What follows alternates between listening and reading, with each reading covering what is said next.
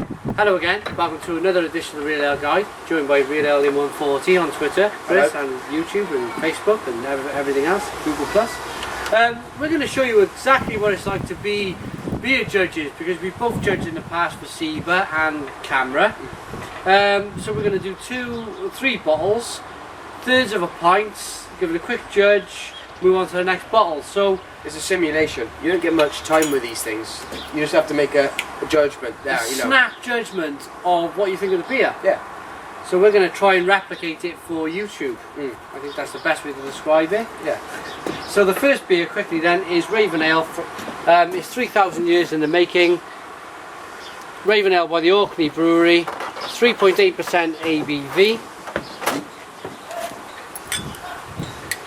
Here's the bottle cap. Get it open.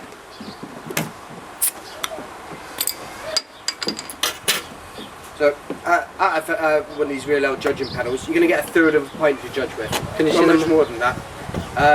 You don't get the luxury of going for the full thing. It's very much, you look at clarity, you look at the head, you look at the, what's there, what's available to you. It's going to come in a jug as well, more than likely, and it's going to come blind. You're not going to have any clue where it's from, who's coming from. If it's a regional one, you might be able to have a fair guess, but that's about all you're going to get. Yeah. So on that basis, what are we getting? First of all, the look. Yeah. Slightly cloudy. It's slightly cloudy, this one. Yeah. Nice head on it. Yeah. One finger. Yeah. Off white. Nice level of carbonation. Yeah. Very, very. Well, really shifting this one on the face, isn't it? Yeah. Well, what's on the bottom? Ready to go up. Yeah. Yeah. Nose then on this one. So we're gonna have to either drink this or throw it away. Drink what we can and then throw it away. So they put a bucket next to you. Yeah. The bucket's next to you to either drink it or throw it away. Yeah. I'm getting. It's quite malty. Kind of smelling the carbonation as well. Do you know what I mean by that? That pressurised. You can feel the CO2 in it. CO2. You can kind of smell it. Malty, slightly citrusy. I think the best thing to do is taste it. Cheers.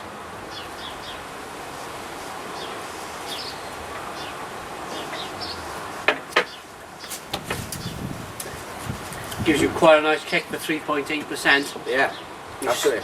Zesty. It's orangey kind of. Yeah, orangey, orange peel. Yeah. Yeah, absolutely. Very, very, very slight hint of grapefruitiness in there. And that's the last bit. That's where it kicks in at the back. And I think we talk about this big debate about a sessionable beer. I seen an American beer reviewer's comments. Someone asked him if he session ale. He said, "No, I don't. I'm not a 65-year-old English man." That's not the case. Our combined age is only 65. Yeah, it's not the case here. We do like to session good beer. 3.8%. Plenty of flavour in this one. Yeah. I like it a lot. I think we should drink this, give it a quick rating and move on. Yeah. In competition circumstances, you're going to give a rating on clarity, taste, nose, all of those things, overall drinkableness. And would you buy it? Would you buy this? I'd buy it. I'd buy 4 bottles of that. Safe in the knowledge that you could drink all 4 bottles, have a good flavour, and wake up in the morning absolutely fine. Without, any kind of murmur of a hangover, knowing you've had a good tasty beer. That's a definite no bucket beer. No bucket beer. Okay, I'm gonna give that a 7.5 or a 10. I'm gonna go with you on that. 7.5. It's tidy. It's not gonna blow your socks off, but equally lots of flavour for the ABV. Next one, Orkney Brewery again. It's their Northern Light. 5,000 years in the making again. Orkney Brewery, which is, I'd like to mention to the people in America who are watching or around the world. Like in Scotland. Islands off the top of Scotland. Yeah. Right at the top of the map. Scotland, England. yeah. So this is their Orkney. As our American friends might call it. Or each bottle's been signed by Andrew Fullerton, or replicated. It's been copied, but it's his signature on the bottle. Again, we'll go for a third. And I'd like to point out, I don't know if it was like that on your table, Chris, there was fresh glasses, but there were people using their glasses over. Yeah. So you will get that where there's a Slight bit hit of and beer. It's all on the side of the glass. You will get it where people will reuse their glass that they were using. Some people like to retain other ones just to go back and do a little bit of a comparison. Yeah, But yeah. whether it's in the spirit of things, I don't know. It's an individual thing, isn't it? And if the judges are going to let you get the judges of the judges are going to let you get away with it, then Yeah. I think that's sensible. But We're talking very much SIBA here. This is how SIBA do it. Or, SIBA, SIBA.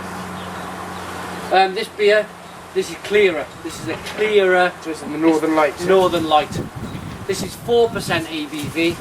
The clarity's better on this beer. Very I've clear. got a 2-finger head. Levels of carbonation are lower as well. They are very much. There's no bubbles on the bottom of this one. Yeah. It's going out. I kind of knew.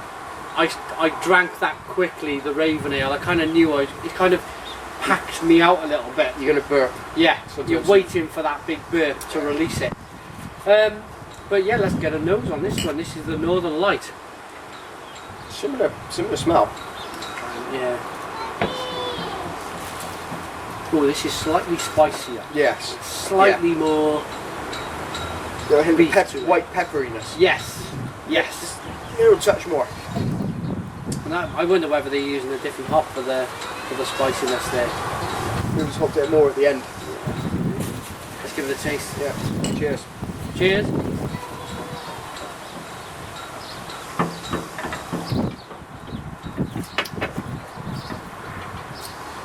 Oh, quite different. Yeah. It's quite a long lasting. It's zesty again, but it's quite a long lasting kind of. It starts at the front and the top, and it doesn't stop giving. It's lemon and lime. Yes. It was so different. It was so different, and it was almost, what's the difference? And then yeah, lemon and lime. The last one was orange. This one's a bit tartar. Again, the malt as well. Yeah. A little bit of the malt. I don't think it's as much as the Raven Ale. No, this is. I mean, this comes under pale ale, so I wouldn't expect so much Yeah. malty ale. Not that you could see this if this was a judging situation, but Again, yeah. yeah, there's a slight malty in the background, like somebody's waved some Marmite at your table at some point. I think I preferred it. This is nicer. Yeah, I think I prefer the Northern Light by Orkney. So I'm going to give this a quick, another quick swig and a rating.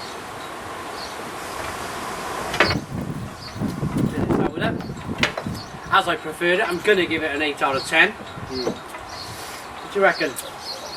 I can't fault your ratings today. I'm going to go with an 8 as well.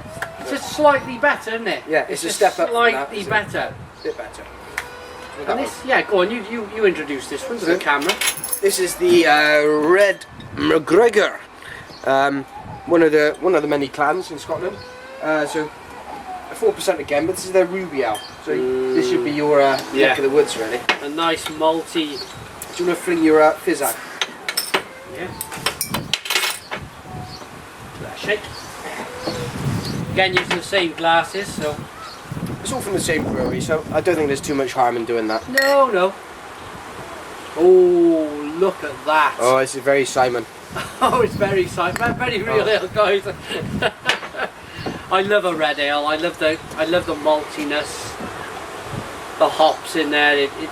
I suppose what I'm saying is I love balance. I love a good balance to a beer. It's very. So you introduce this beer, then what are you getting first? So it's red MacGregor, Orkney Brewery, 4%. Very, very classic red ale. You've got that kind of darker smell. I know you can't have a darker smell, but you can. It's darker in character, very clear. I mean, you know, Yeah. and no bubbles on the bottom. It's similar kind of carb quality to the Northern Lights, I think, but Yeah. it's developed more in terms of overall carb. I'm just going to go and shut that door. Yeah, again, carbonation. It's lighter, more like the Northern Light. The Raven Ale was quite heavily carbonated, and it comes through in the taste. Yeah. This looks like it's That been... looks great in the sun. Yeah, Really it does look really nice in the sun. I love a good red ale. Let's get a nose on this one, shall we? I'm going back to the first beer on that. I'm smelling the cab. I'm smelling that kind of CO2. Yeah. Do you know what I mean? There was that burp. There was that burp in Yeah. the first beer. It's working its way through. This one's a bit trickier for me. It's Maybe you're expecting palate some certain characters in there. Yeah. I think my nose is okay. I'm not sure my palate's going to be brilliant, and that's a real downfall of judging, isn't it? Yeah. You get put on a category, so you're unlikely to get red ales and pale ales and all these together.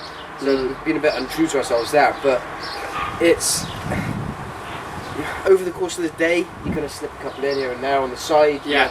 And you will blow your palate slightly. I don't know. I'm not.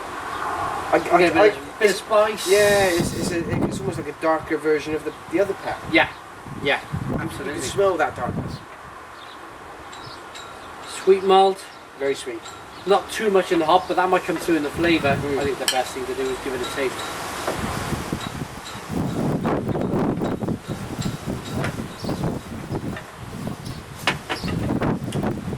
Very sweet. Burnt toffee. Oh Ooh. god, yeah, caramelly. It's like having a Twix. Yeah. Like a Twix that somebody set fire to. Yeah. Absolutely. Yeah. A set fire Twix. But that's not a bad thing. No, it's It's like, so you know, you get the fancy kitchen. What's it called? I've got one in there. It's the like you use for stripping paint. yeah. In the kitchen. One of the little It's just little burners. torch Yeah. torch burner things. It's like somebody set one of those on a Twix and then put that Twix in a beer and made it with that. Right. As we're speaking now, right on the end, you going to put a licorice as well? Right in the back. Yes. Just Yeah. a hint. And that's something you normally see in a porter more so. Yeah. Yeah. Yeah. So this is dragging you into other territory Yeah. in a red ale, which is quite nice. I'm impressed with the flavours in this for 4%. Yeah. It's packed with flavour. As Chris said, it's burnt Twix in a very, very good way. So it's burnt caramel, there's hints of licorice. It's just dark, it's mysterious. So yeah, you've got the licorice. Yeah, that comes through beautifully. I don't think I've had a stronger licorice flavour in a ruby ale. Is it ruby? Yeah, it's ruby. Yeah, it's a ruby red ale. Yeah. I mean, yeah. We think of the comparators for ruby. We've had things through Peerless. We've had the old kind of things with goblins on and stuff like that. This is very nice, and it's probably my favourite. Working on snap judgments, my favourite ruby ale I've had so far because it brings through those flavours that a good porter or a stout would bring through. Yeah.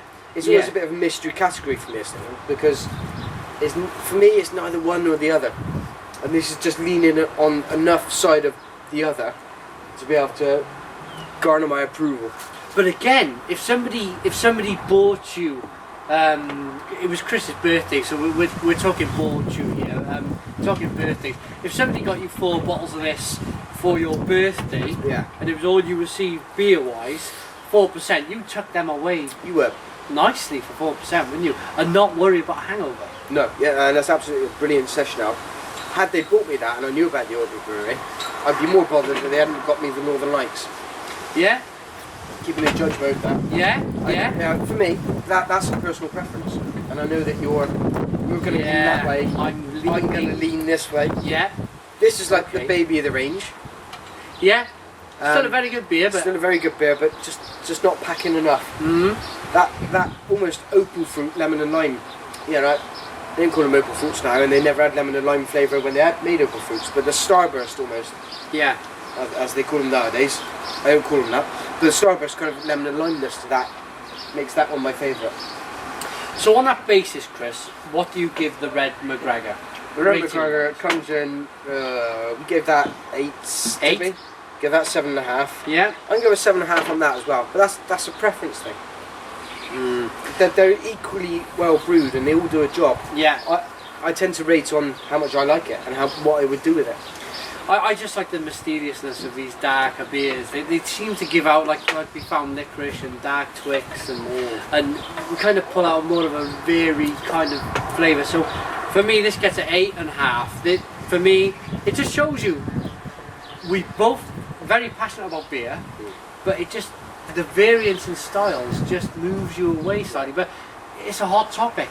You can talk about beer all night. It's a scale, and you're only going to fit in somewhere this much along the scale. Yeah. I think for your own big preferences, but they're all very well brewed. I can say that about that. So the Orkney Brewery, if you want to check these guys out, which I sincerely hope you do, is www.sinclairbreweries.co.uk. Check these guys water out as well. Yeah. I'm going to touch on that. It's all very soft water in these. You can get that all the way through.